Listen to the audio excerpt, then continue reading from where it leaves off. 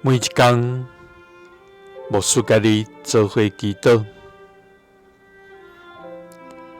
今仔日是2月7日，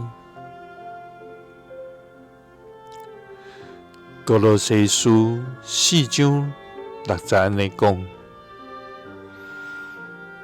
恁的所講，就常常用溫順，親像用鹽調和，就會曉得怎樣來應達人。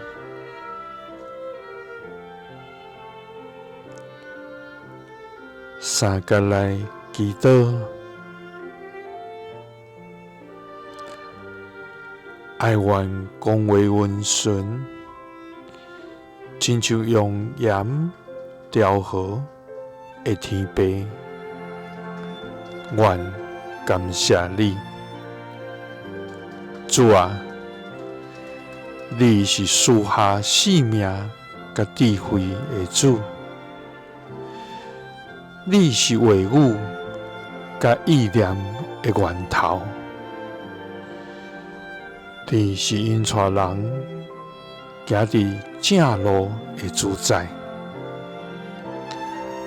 我要感謝你，用無比的疼來疼阮，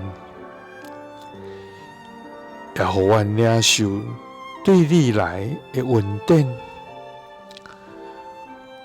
予阮佇你的真理中來得到養飼，主啊，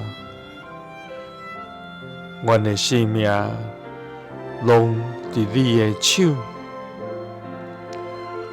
願阮一生遵循你的旨意來行。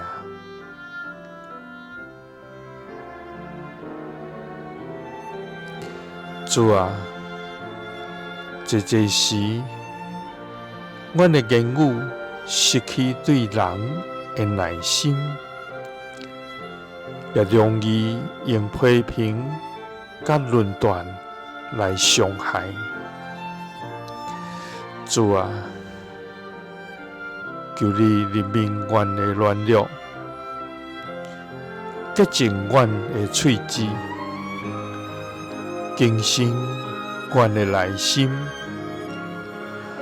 予阮佇講話的頂面，常常存着溫順的心，予阮所出的話語，親像用鹽調和，